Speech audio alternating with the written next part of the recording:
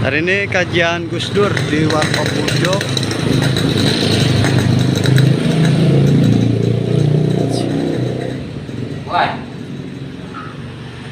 Assalamualaikum warahmatullahi wabarakatuh. Waalaikumsalam warahmatullahi wabarakatuh. Alhamdulillah. Rasulullah Muhammad yang hormat Direktur Tuhan yang hormat senior dan mengisi acara Kang Musto yang terhormat juga dari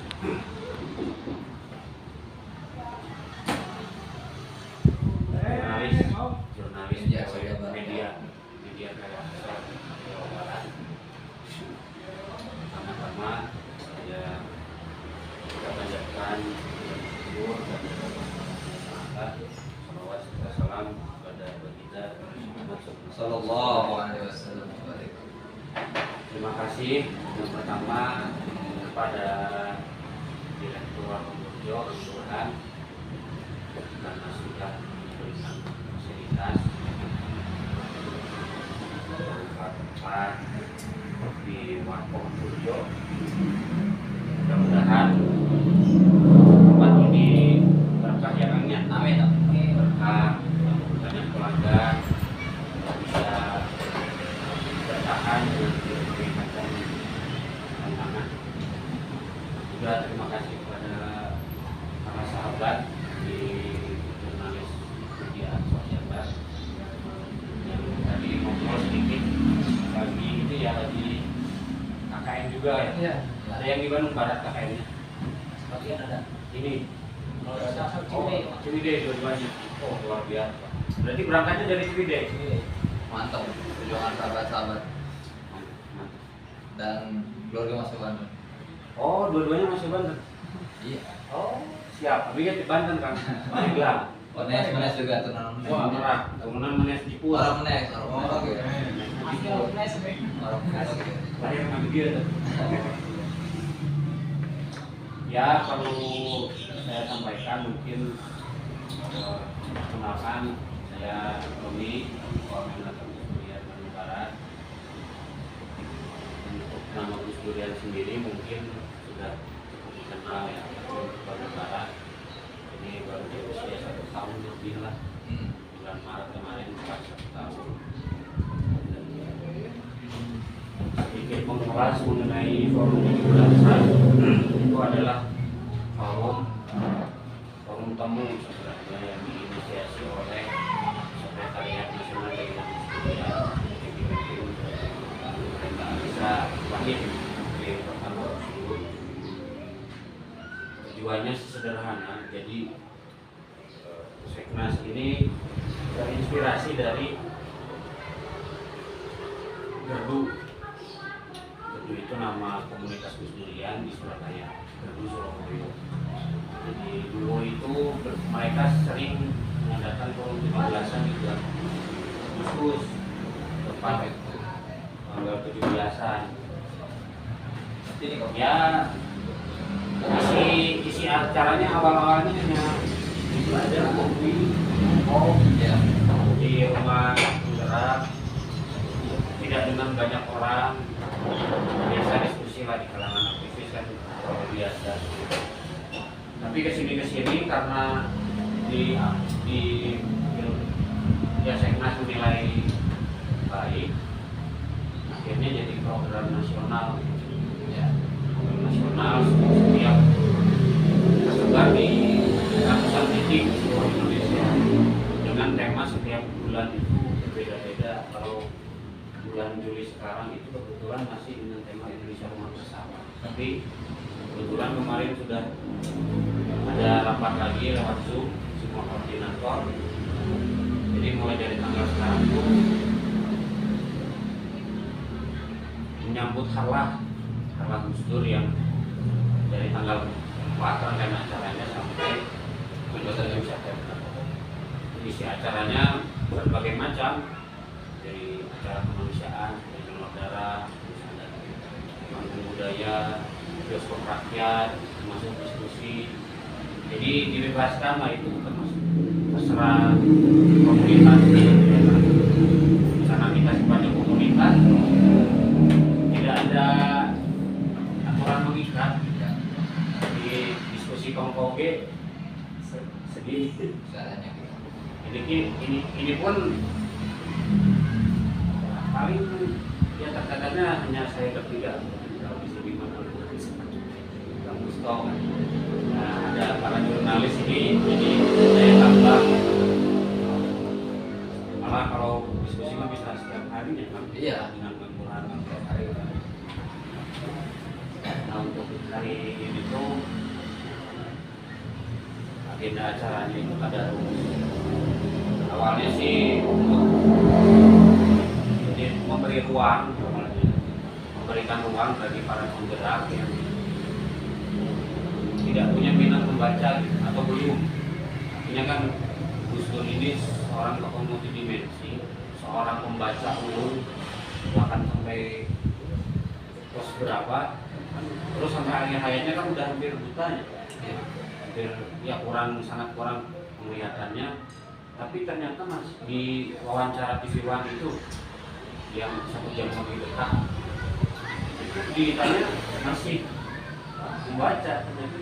Artinya kalau cerita dari yang saya dengar, Gus Dur itu dibacakan oleh ajudannya, jadi buku bisa dibacain, jadi tidak pernah alfa dari membaca.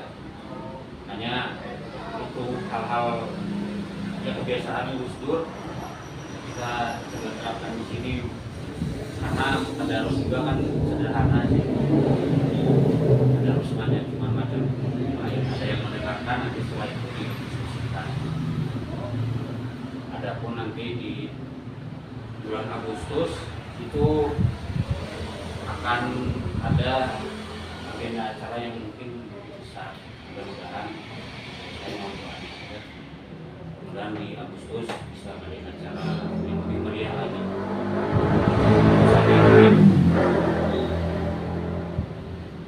Kurang lebihnya mohon maaf, Allahumma maafin, Assalamualaikum warahmatullahi wabarakatuh. Waalaikumsalam warahmatullahi wabarakatuh. Bismillah. Oh boleh. Iya, dari perhimpunan direktur. Bismillahirrahmanirrahim. Assalamualaikum warahmatullahi wabarakatuh. Alhamdulillah yang saya hormati Ketua Jaringan Koordinator Gus Durian KBB, lalu rekan-rekan sahabat-sahabat dari media Ansor dengan pejabat Kang Gusto, alumni kami juga, tiga alumni beliau mantan ketua rayon pertama dakwah ya. Kalau saya hanya tukang ngopi saja, hanya begitu kawan.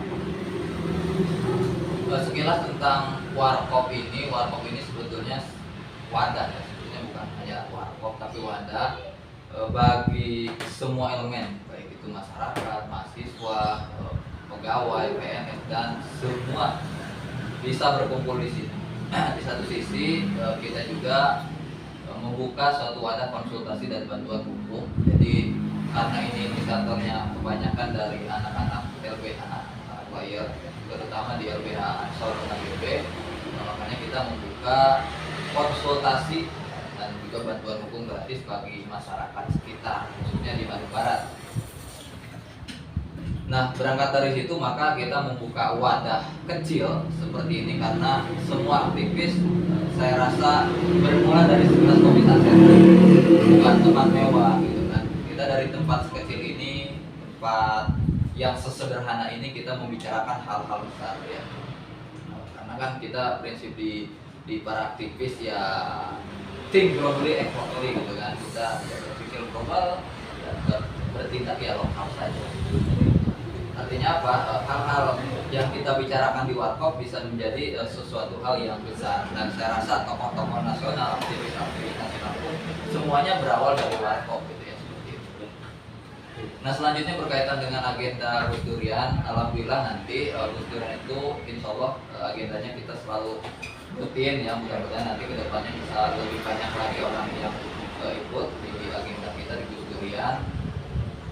Lalu selain itu juga kita di Warkop ini ada agenda kajian hukum dari LBH Ansor Bandung Barat.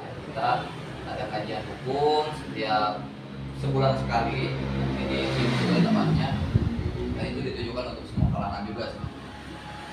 Berbicara di Gus Dur, saya rasa terlalu banyak ya hal-hal yang harus kita sampaikan. Mungkin saya sedikit prolog saja menyampaikan beberapa cerita ya, termasuk dari pelaku sejarah langsung yang memang menjadi orang-orang kepercayaan Gus Dur, yang menjadi penulis epilog ini, yang menjadi penulis epilog ini. Kemudian senior kita Mas Wahyu Muryadi, itu beliau pernah menjadi kepala staf istana ya ketika zaman Gus Dur menjadi presiden. Ada satu cerita unik yang pernah Mas Wahyu ceritakan kepada saya, ataupun teman-teman juga, sahabat-sahabat bisa melihat mungkin di media, bisa membaca. Ada satu cerita, ini saking apa ya, Gus Dur itu mendapatkan sesuatu memang selalu pada tempatnya. Ketika suatu malam, hampir jam 12 malam, Gus Dur ini menelpon ke istrinya Mas Wahyu. Diangkat oleh istrinya Mas Wahyu. Ini siapa? Abdurrahman. Abdurrahman mana? Abdurrahman, saya mau ngobrol sama Wahyu Muryadi. Nah, ditutup lagi, telepon lagi sama Gus Dur ya. Gus Dur saat itu meskipun dia presiden, karena dia apa ya, tadi mendapat jabatan itu karena Gus Dur tidak disebutkan mati-matian, sehingga Gus Dur tidak menyebutkan jabatan presiden, hanya menyebutkan nama Abdurrahman. Sehingga istri Mas Wahyu berpikiran bahwa ini orang iseng ataupun orang lain yang mungkin mengganggu waktu tidur. Akhirnya dimarahin. Abdurrahman, kalau nongkrong itu jangan malam-malam ya, kita ini udah jam tidur karena udah jam 12 malam, jadi marahin. Oh ya udah, kalau gitu saya mohon maaf dan mengganggu. Tibalah datang Mas Wahyu. Bun, siapa yang nelpon? Itu ada yang nelpon, siapa namanya? Abdurrahman. Astagfirullahaladzim, itu tuh Gus Dur, presiden kita. Langsung kaget, langsung Mas Wahyu datang ke istana minta maaf Gus Dur. Gak apa-apa, saya kan nelpon sebagai Abdurrahman, bukan sebagai Presiden Republik Indonesia. Jadi nggak apa-apa, itu hak istri sampean, orang saya. Itu saking luar biasanya Gus Dur ya, maksudnya banyak lah cerita-cerita seperti itu saya rasa dari orang-orang terdekat Gus Dur. Maksudnya banyak ibrah yang bisa kita ambil, yang bisa kita petik dari perjalanan hidup sosok Gus Dur ini yang luar biasa. Nah, itu saja mungkin prolog dan pengantar dari saya. Mungkin nanti selanjutnya ada pesan dari penulis epilog, katanya sebelum baca itu mohon dibaca epilognya dulu. Oke, kalau itu saya siap Mas, itu saya sampaikan ke jaringan Gus Dur ya. Itu saja mungkin ya pesan dari Mas Wahyu Muryadi ya, mantan kepala staf istana ketika Gus Dur menjabat sebagai presiden. Mudah-mudahan kedepannya tokoh-tokoh tersebut bisa hadir di sini ya. Amin. Bisa hadir di sini, bisa ngobrol langsung dengan kita, apalagi berkaitan dengan Gus Dur ataupun berkaitan dengan PBI. Ya seperti itu saja mungkin Pak Ketua, saya kembalikan acara ini ke Ketua untuk langsung memimpin agenda inti kita, atau mungkin Pak Ketua mau apa? Silakan. Terima kasih. Itu saja. Wassalamualaikum warahmatullahi wabarakatuh. Waalaikumsalam. Langsung tawasul dulu mungkin. Tawasul. Tawasul aja. Iyalah. Ayo, Kang Ustaz, tawasul dulu lah. Yo, bersama-sama kita tawasul buat Mbah Gus Dur yang sudah di alam sana. Mudah-mudahan Allah lapangkan kuburnya. Raudha min riyadil jannah. Amin. Ila hadratin Nabi sallallahu sallallahu alaihi wasallam. Rahmatullahi wa barakatuh.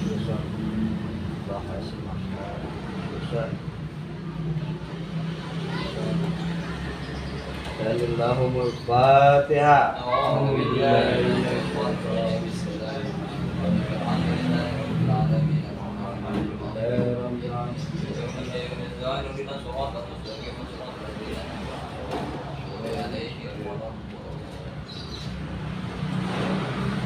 Oke, itu aja tawasul singkat kita. Mudah-mudahan sampai kepada beliau. Amin. Amin ya rabbal alamin. Sedikit saya mau bercerita tentang Gus Durian.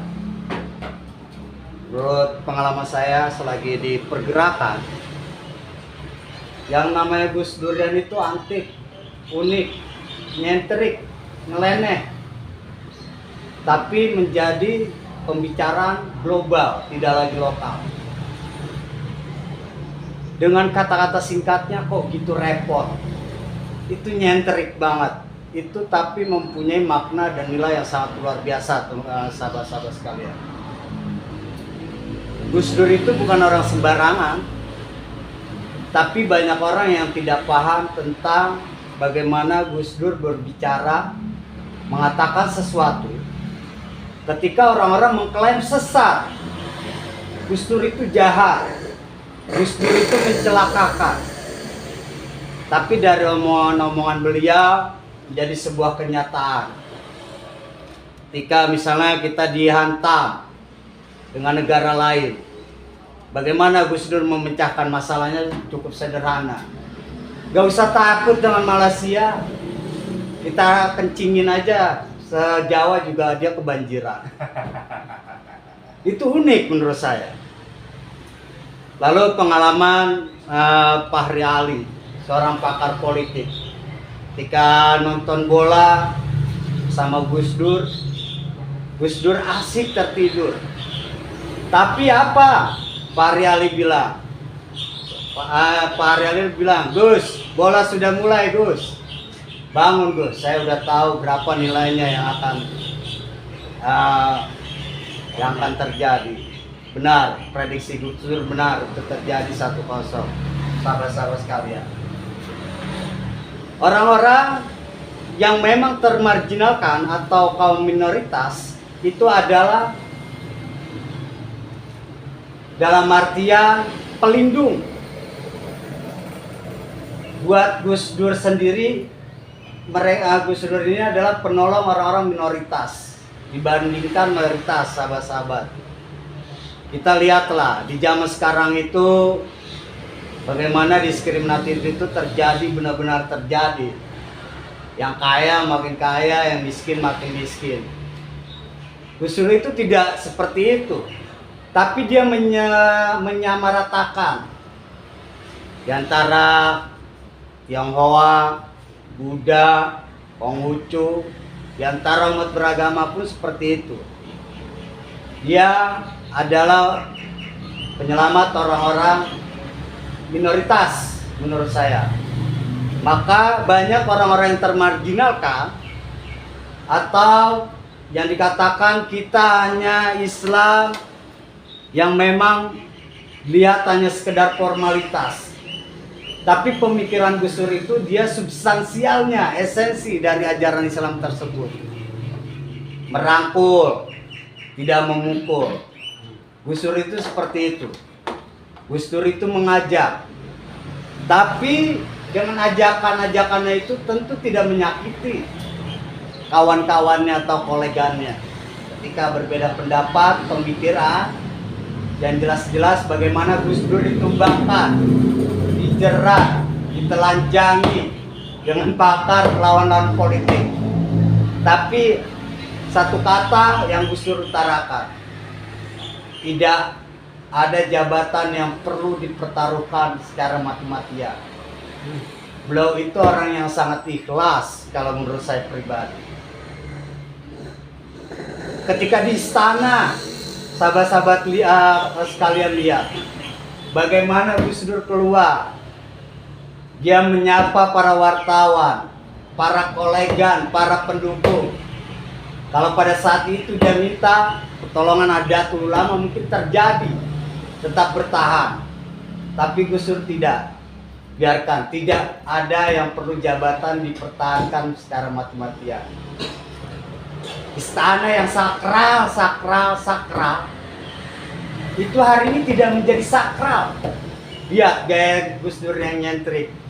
Dia dada menyapa wartawan, warga yang cinta terhadap pemikiran, terhadap pribadinya, dengan celana gaya buntung. Ya, ini luar biasa. Artinya istana itu tidak harus didominasi oleh orang kapitalis, orang-orang berduit. Oke, salam hormat saya. Terakhir saya takziah saat beliau wafat, karena yang saya ambil ada sebuah gagasannya yang sangat sudah mendunia, menginternasional, dan sangat membawa perubahan iklim baik di bidang ekonomi, sosial, budaya, dan politik. Dan Gus Dur itu juga kalau pemikiran saya bisa dikatakan sebagai mata malaikat. Punten ya Ketua Kang Roni. Karena prediksi-prediksinya, analisa-analisanya itu menjadi sebuah kenyataan. Saya menganggap seorang anak ulama besar, cucu turunan dari Kiai Haji Hasyim Asy'ari, orang yang tidak sembarangan. Ketika dia melakukan sebuah tindakan atau memutuskan sesuatu tidak dengan berdasarkan hawa nafsunya, tapi melainkan berdasarkan beberapa kajian. Paling tidak kalau di bidang agama ya ada yang namanya sholat istioroh. Tidak serta-merta untuk melakukan sebuah tindakan yang memang nanti imbasnya akan merugikan banyak masyarakat. Mungkin itu aja. Salam Gus Durian. Teman-teman harus semangat. Ruhnya harus tetap ada sampai kapanpun. Karena Gus Durian di kubur sana tersenyum melihat kita, yang walaupun hanya segelintir orang. Tapi kita tahu Gus Durian di sekeliling kita, bahkan di luar daerah sana, itu jutaan orang mengumpul. Maka sudah saatnya kita menggaungkan Gus Durian tetap hadir sampai kapanpun. Terima kasih. Oke, terima kasih pidatonya ya. Ya, mudah-mudahan bisa jadi inspirasi bagi saya khususnya, tentunya ya bagi para penampung Gus Dur, karena ya Gus Dur ini nggak mewarisin apa-apa, kata keluarga besar juga kan. Gus Dur itu nggak mewarisin apa-apa ke kita, yang diwarisin Gus Dur juga yang berat kan warisan Gus Dur itu pemikirannya, gimana kita merawatnya sampai ya terasa sekarang apa yang kita dari pemikiran mampu menjaga Indonesia tetap utuh sampai hari ini. Dan sampai hari kiamat ya Kang ya. Iya, pasti. Mungkin itu langsung saja ya Kang ya. Ya. Ini hanya dibaca, nanti didiskusikan aja. Ini epilog di halaman 333 Menjerat Gus Dur karya Setika Rizky Utama. Epilog ini berjudul Keadilan Sejarah Gus Dur yang ditulis oleh Bapak Wahyu Muryadi, Kepala Biro Protokol Istana Kepresidenan tahun 1999 sebagai satu. Dan juga punya seniornya Kang Tuhan ya, sudah juga. Langsung aja epilog. Keadilan sejarah. Deret pertanyaan ini beresiko dituding memakai tesis orang yang malas berpikir. Benarkah Presiden Kiai Abdul Rahman Wahid secara sistematis sengaja dilengsarkan oleh para struktur politiknya pada 2001 lalu? Dengan kata lain, benarkah mereka berkonspirasi menjatuhkan Presiden Wahid? Apakah dia benar-benar melanggar haluan negara? Sahkah upaya penggulingannya melalui sidang istimewa Majelis Permusyawaratan Rakyat, ataukah sebaliknya? Bagaimana dituduhkan Gus Dur? Justru tindakan mereka inkonstitusional. Peristiwa sangat menegangkan menjelang kejatuhan Gus Dur dari kursi Presiden RI pada 23 Juli 2001 memang kerap dibahas sebagai bagian penting dari sejarah politik Indonesia. Kekuasaan Gus Dur dihentikan oleh MPR melalui sidang istimewa dalam situasi gejolak politik yang panas, genting, dan mencekam. Ribuan pendukung Gus Dur berunjuk rasa besar-besaran di depan Monas dan Istana Merdeka. Rumah Wakil Presiden Megawati yang dipastikan bakal menggantikan posisi Presiden Wahid dijaga ketat aparat. Polisi dan tentara siaga penuh. Sejauh ini memang belum ada keadilan sejarah buat Gus Dur yang secara paksa dilengsarkan dengan alasan yang tidak bisa dibenarkan. Belum ada yang membahas sangkaan penggulingan ini, apalagi mengkajinya secara serius dan ilmiah. Perbincangan sebatas bisik-bisik di sela-sela peringatan Maulid Gus Dur di Ciganjur. Peristiwa kontroversial ini mungkin pernah disinggung sekilas dalam seminar demokrasi yang hampir tak bisa dipisahkan dengan peran penting Gus Dur bersama Marsilam Simanjuntak dan Rahman Toreng dan kawan-kawan mendirikan Fordem atau Forum Demokrasi. Ruang untuk pelurusan sejarah harus dibuka lebar. Sudah betul pernyataan Yeni Wahid, Putri Abdurrahman Wahid, yang mempersilahkan siapapun yang memahami fakta proses penjatuhan Gus Dur untuk mengungkapkannya. Pelurusan sejarah ini teramat penting agar menjadi pembelajaran bagi semua orang. Tentunya lebih penting ketimbang membukukan cerita sampiran untuk pelurusan segar ala Gus Dur. Bagi Gus Durian, buat para pendukung Gus Dur dan juga saya, pelurusan sejarah ini sejalan dengan hak publik untuk tahu bahwa Presiden Wahid sama sekali tidak terbukti melakukan tindak kriminal sebagaimana dituduhkan kepadanya. Tersebab Gus Dur tidak melakukan perbuatan melawan hukum, maka seharusnya dia tidak bisa divonis sungguh-sungguh melanggar haluan negara. Salah satu syarat penting alasan untuk mengusulkan presiden. Akan halnya kasus Bulog disebut dengan diksi tendensius berbau skandal Bulog Gate, sama sekali tidak ada kaitannya dengan Gus Dur.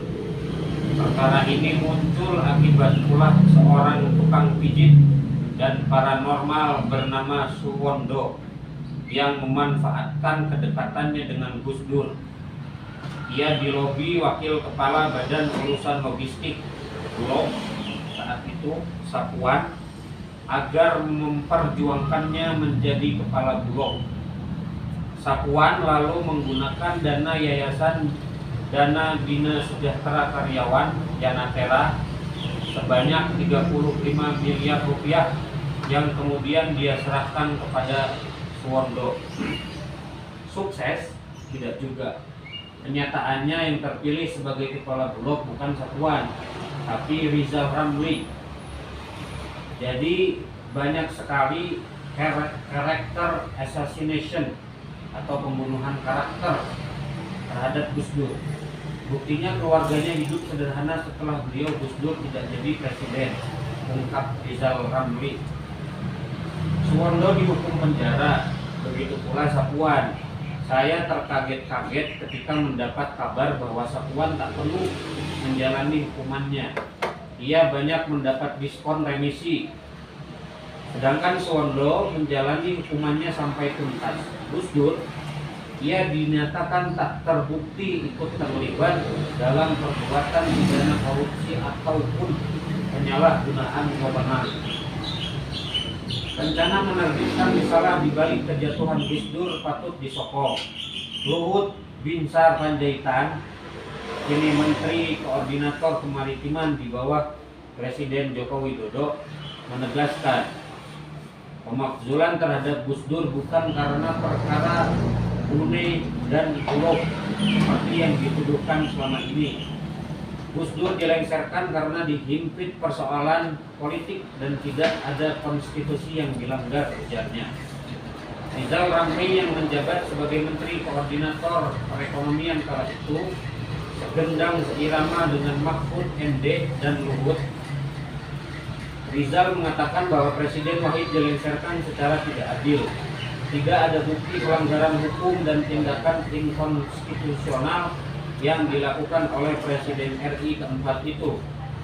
Lengsernya Gus Dur merupakan konspirasi elit politik yang merasa terganggu dengan cara berpikir dan langkah perubahan yang dilakukan oleh cucu pendiri Nahdlatul Ulama Hadratus Syekh Kiai Haji Hasyim Asy'ari itu. Ia lalu menyerukan perlunya negara merehabilitasi nama baik Gus Dur. Awal kegaduhan dimulai dengan konflik yang kian meruncing antara presiden dengan politikus dan legislator di Senayan. Coba kita cermati pernyataan Akbar Tanjung, Ketua Dewan Perwakilan Rakyat dan merangkap Ketua Umum Partai Golkar waktu itu. Menurut Akbar, kegaduhan bermula tatkala Gus Dur memecat Menteri Perindustrian dan Perdagangan Yusuf Kala dan Menteri Negara Investasi dan Pemberdayaan Badan Usaha Milik Negara Laksamana Soekardi. Sejak itulah Presiden Wahid harus berhadapan secara diametral dengan kedua kekuatan politik terkuat di DPR. Pemecatan kedua tokoh ini menimbulkan protes Golkar dan PDI Perjuangan. Koalisi Poros Tengah yang sukses mendorong kemenangan Gus Dur dalam pemilihan presiden mulai bersikap kritis. Inilah awal terjadinya konflik dan bahkan polarisasi dengan politisi di DPR yang menurut Akbar bermuara pada Gus Dur berhenti sebagai presiden. Kemudian meruncing tatkala Presiden Wahid menerbitkan dekret presiden dibacakan oleh Yahya Khalil Stakuf, salah seorang juru bicaranya, berisi pembubaran MPR DPR, mengembalikan kedaulatan ke tangan rakyat dengan mempercepat pemilu dalam waktu 1 tahun dan membekukan Partai Golkar sebagai bentuk perlawanan terhadap sidang istimewa MPR. Masalahnya, dekret tersebut tidak memperoleh dukungan dari para politisi di Senayan. TNI dan Polri juga tak berpihak padanya. Singkat kata, dekret itu tak didukung realitas politik sehingga pada 23 Juli MPR secara resmi memakzulkan dan menggantikannya dengan Megawati Soekarno Putri. Presiden Wahid menjadi Presiden RI dalam rentang yang sangat pendek, mulai 23 Oktober 1999 dan dijatuhkan pada 23 Juli 2001. Secara yuridis, penjatuhan Gus Dur tidak sah. Hal ini disampaikan Mahfud MD, ahli hukum tata negara. Mahfud yang kemudian menjadi Ketua Mahkamah Konstitusi punya catatan khusus tentang janggalnya proses pemakzulan. Selain tahapan memorandum kurang pas, ada 2 fraksi yang tak hadir. Sidang istimewa juga dipercepat dari semula akan dilangsungkan 1 Agustus 2001 menjadi 23 Juli tahun yang sama. Peletuk tambahan ini makin mempersulit posisi Presiden Wahid. Ia memecat Jenderal Bimantoro sebagai Kapolri dan menggantikannya dengan Jenderal Khairuddin Ismail tanpa persetujuan DPR. Sejak saat itu polisi terbelah sikapnya. TNI disiagakan dengan mengarahkan moncong tank-tank menghadap Istana Merdeka sebagai bentuk pertunjukan kekuasaan. Beredar kisah ada tawaran bertransaksi dengan lawan-lawan politiknya beberapa hari sebelum Presiden Wahid lengser. Gus Dur ditawari berkompromi. Setiap perombakan kabinet kudu diserahkan kepada partai politik. Gus Dur menolak seraya menggebrak meja dan mengatakan lebih baik jatuh ketimbang melakukan politik transaksional semacam itu. Beberapa kalangan yang dulu turut menaikkannya berubah haluan. Mereka berfungsi dan berperan penting dalam penjatuhan Gus Dur dengan Kabinet Persatuan Nasionalnya. Sikap konfrontatif Gus Dur ini menimbulkan kemarahan di kalangan mereka. Dalam sebuah wawancara dengan Tempo 26 Desember 2003, Gus Dur membenarkan hal ini. Ia mengatakan, kalau pergantian saya sih itu ya menunjukkan betapa rendahnya nilai para politisi kita, tokoh-tokoh partai kita itu. Mereka kerjasama dengan kekuatan-kekuatan anti demokrasi. Itulah yang tidak saya duga sama sekali. Penulis menyimpulkan terdapat 4 kekuatan yang saling bekerja sama untuk menurunkan Gus Dur dari jabatan presiden. Pertama, kelompok yang kecewa karena kalah dalam pemilihan presiden. Kedua, sisa-sisa Orde Baru yang masih berkuasa. Ketiga, poros tengah yang tadinya menjadi sekutu Gus Dur menjadi presiden versus Megawati. Keempat, TNI yang tak senang dengan supremasi sipil dan pemisahan dengan Polri yang diputuskan di masa Presiden Wahid. Keempat kelompok itu saling bekerja sama untuk mendongkel kepemimpinan Gus Dur. Niat baik Presiden Wahid ingin membersihkan pemerintahan dari unsur KKN, malah dituduh menggelapkan uang bulog dan uang hibah dari Sultan Brunei Darussalam.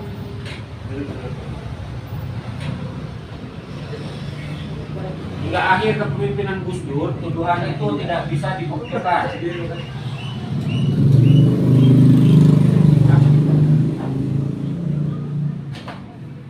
Nih, selamat datang buat sahabat-sahabat nih. Oh, selamat datang. PMI Maluku. Wih, TNI Maluku. Luar biasa. Lanjut ya. Lanjut. Lanjut. Tapi nasi sudah menjadi bubur. Ia dijatuhkan dan sekali lagi kita mencatat penggulingan presiden. Dokumen yang ditemukan penulis sangat menarik guna pelurusan sejarah dimaksud. Tercatat bahwa beberapa pihak melakukan pertemuan rahasia di kediaman Arifin Panigoro di kawasan Kebayoran Baru, Jakarta pada 27 Juni 2000. Pertemuan itu membahas kemungkinan menjatuhkan Gus Dur yang akan digantikan Megawati Soekarno Putri. Pertemuan ini dilatar belakangi atas pencopotan Yusuf Kala dan Laksamana Soekardi yang menciptakan satu kesatuan kekuatan politik melawan Gus Dur. Selain itu, dibahas juga peran Amin Rais untuk melakukan kampanye anti Gus Dur yang ditujukan untuk memancing histeria umat Islam. Skenario itu berjalan dengan sedikit hambatan hingga akhirnya menjelang memorandum 1 oleh DPR, Fuad Bawazir melaporkan rencana aksi yang sudah dilakukan untuk menjatuhkan Gus Dur. Di antaranya menggerakkan mahasiswa dengan satu komando isu untuk Gus Dur mundur. Tercatat juga laporan kerja media massa yang telah melakukan provokasi pemberitaan berkaitan dengan tuntutan mundur terhadap Gus Dur. Dokumen rahasia yang menjadi bahan utama buku ini yang diperoleh Firdika Rizky Utama sangat membantu untuk memantik diskursus seputar jalannya pemerintahan setelah Orde Baru. Dokumen ini bisa mengisi celah kekosongan sejarah tentang kejatuhan Gus Dur. Kendati menampilkan temuan rahasia yang sangat menarik, tapi buku ini tetap harus diperkuat dengan penelitian lanjutan. Penelitian yang mendalam dan akurat ikhwal rahasia di balik penggulingan terhadap Presiden Wahid. Bagaimanapun peristiwa itu adalah tragedi bagi bangsa yang ketika itu sedang diselimuti semangat reformasi, memasuki masa transisi menuju demokrasi. Kita seharusnya jeli membaca tragedi memilukan ini. Selanjutnya bersama-sama memberi koreksi dan tak membiarkannya terulang kembali. Wahyu Muryadi, jurnalis senior, Kepala Biro Protokol Istana Presiden pada 1999 oleh Komisi. Sekian. Terima kasih. Lanjut, Kang Burhan. Ya, kita diskusi lah. Ya. Selamat datang aja karena saya bukan narasumber di sini kan, sahabat-sahabat. Saya bukan narasumber karena agenda acaranya kan tadarus. Tapi pemateri.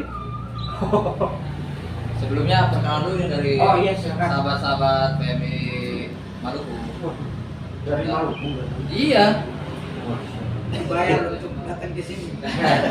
Untuk menghadiri Gus Durian. Luar biasa.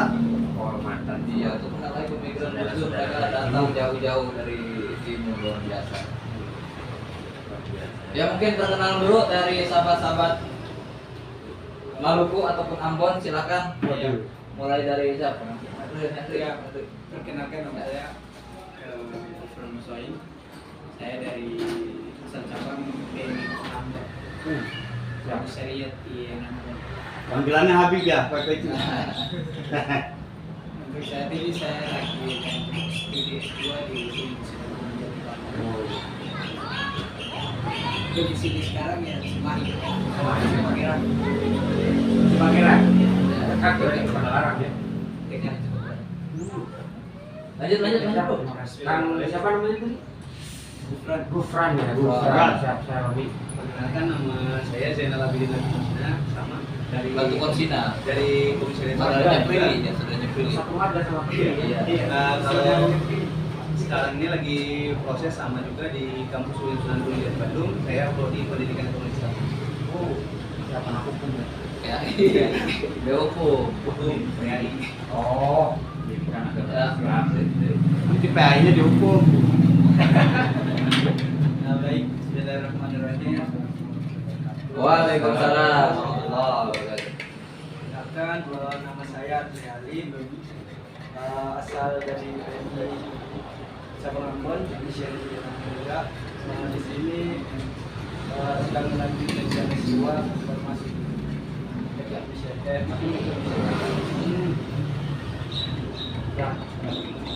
Beliau mereka semua sahabat-sahabat dari PMI Ambon ya, PMI Ambon, Gufron, Zainal, Andri. Selanjutnya mungkin dari yang Banten ya, sahabat-sahabat Banten ya, yang luar biasa. ini udah sering ketemu di ini KPI. Maka perkenalan dulu yang Banten biar pada tahu. Bismillahirrahmanirrahim. Izin ta'aruf ke teman-teman semua.